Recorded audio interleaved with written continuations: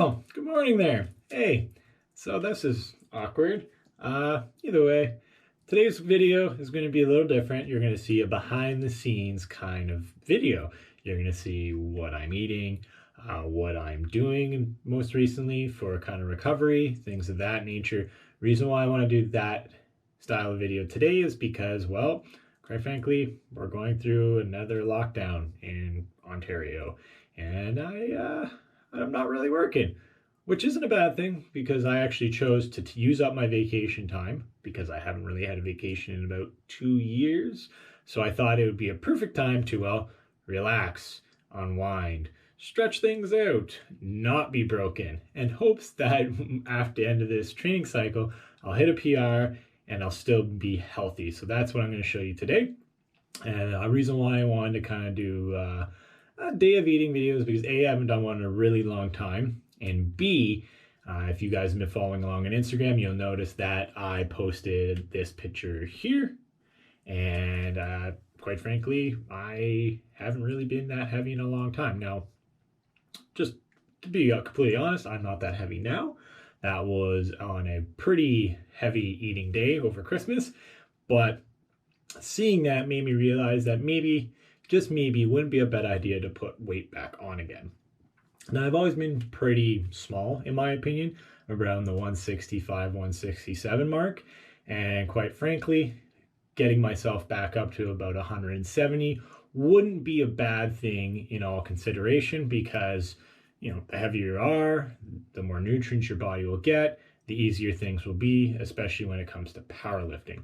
So I'm going to, in attempts to do that, so I'm going to basically show you my general bulking diet. For the most part, it's pretty much always my diet. The only difference is I'm going to be trying to be a little bit more consistent because when it comes to eating, that's actually my problem. I get to a point where I just don't want to eat anymore and I'll go like a whole day just not eating. And my metabolism is so fast that, trust me, that makes a big difference. Just skipping one day will just make me lose everything, which is sad, but it is what it is. I just got to try to keep consistent, like I said, hence another reason why I'm doing this video today, because if I put it out there in the world, maybe, just maybe, I'll decide to listen. So before we get too involved in my bathroom antics, let's get to that first meal. So to start my day off, I usually like to have some overnight oats with some raisins and sunflower seeds. Quite frankly, I've been doing this for a really long time because it just works. It's full of micronutrients and it's pretty dense in calories for what it is. We're looking at 590 calories with 27 grams of protein, 65 grams of carbs, and 20 grams of fat with a nice healthy dose of caffeine because quite frankly, I don't know how anybody can start their day without it.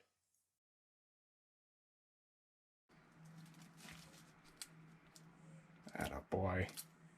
Get big and strong. For my second meal of the day, it's just a simple peanut butter, jelly, and banana sandwich. And so what I'm showing you here is what I like to call my little life hack. Most people cut their bananas in discs, which becomes a bit of a sloppy sandwich. However, if you just cut them lengthwise, they fit perfectly and just make eating it that much easier. So when it comes to this snack, it really isn't a snack because we're looking at 820 calories with 25 grams of protein, 110 grams of carbs, and 28.5 grams of fat.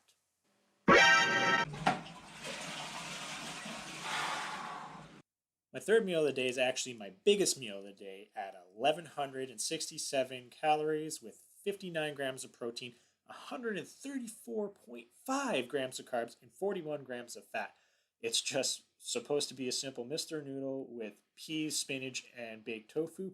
However, there is so many calories in Mr. Noodle. I never really would have ever guessed that. I've been eating this stuff since I was a kid, and I never even imagined that they were so calorie dense. All right, on to the weirdest part of my day, practicing yoga. Now, that's not something you would probably expect someone who wants to be a powerlifter to say, even though I am vegan, if you want to call me that, which you would assume that's all I ever do instead of trying to lift heavy weights. But it's something that I decided to do recently because, well, quite frankly, it just started making sense after I really looked into it. Yoga is about moving your body synergistically. Powerlifting is about using your body synergistically to move the most weight. So if your body can't move together, how is it supposed to lift together? You know what I mean? So I basically thought I'd give it a shot. Because really, what else have I got to do, right? I lift in a garage, I play my Xbox, I hang out with my cats, my dog, my lizard. Why not give it a shot? So I thought I would. And I'll be honest, the first day, maybe even 3, sucked a lot. It was painful. But then as time went on, I started noticing getting in positions were easier, and also started noticing that I just really didn't have the same amount of pain that I used to.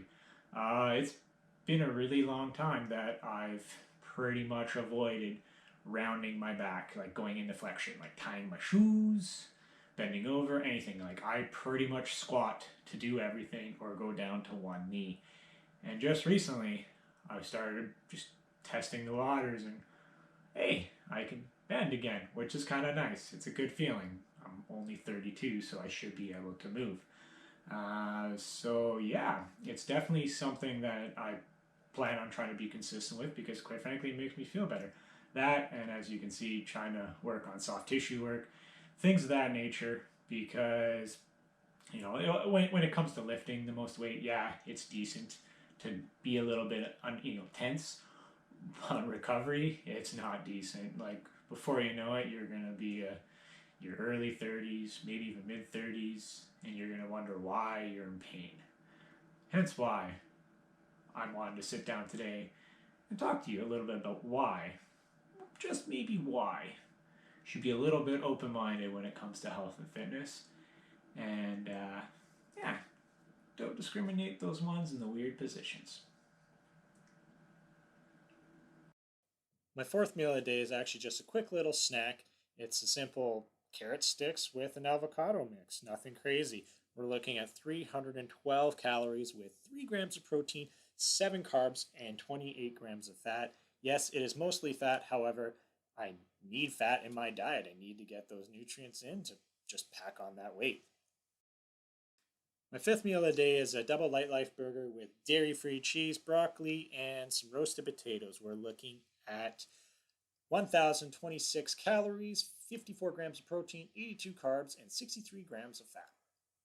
Well, guys, we're looking at about 5 to 11, and I'm getting ready for bed. However, I still want to get in one more meal. Well, I shouldn't say one more meal. I'm going to be drinking a shake because, quite frankly, that is the best point of having a protein shake or a mass gainer shake in this case. It is super convenient and really easy to force feed because you don't have to chew. You just drink it. It is fantastic.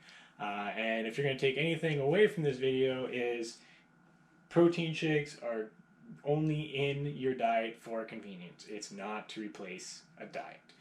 As you saw today, I ate a buttload of food, and the only reason why I'm not eating more is because it is super late at night and I will have a hard time digesting it while I go to bed.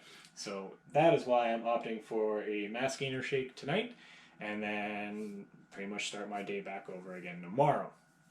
So I guess to kind of wrap up this video, we are looking at a shake of 558 calories with 31 grams of protein, 56 grams of carbs, and about 10 grams of fat, which will put my total up to 4,473 calories with 207 grams of protein, 454.5, you gotta remember that 0.5, grams of carbs, and 180.5 grams of fat. It is an excessive amount of calories, I know. However, if you guys have been following along or know me personally, you know I eat like 3,000 calories a day. And if I want to make a difference and I actually want to put on weight, I'm going to have to be a little excessive. Like that is just the bottom line. That is how my metabolism works. And quite frankly, I've been lean for 30 plus years. If I get a little fat, I get a little fat. It's not going to upset me. Because for all those people who are like, oh, you don't understand how it is to be fat. Well, you don't understand how it is to be skinny. So it's not that big of a deal as long as you have a goal that'll make you happy. And that is what I'm attempting to do. But yeah, that's pretty much it.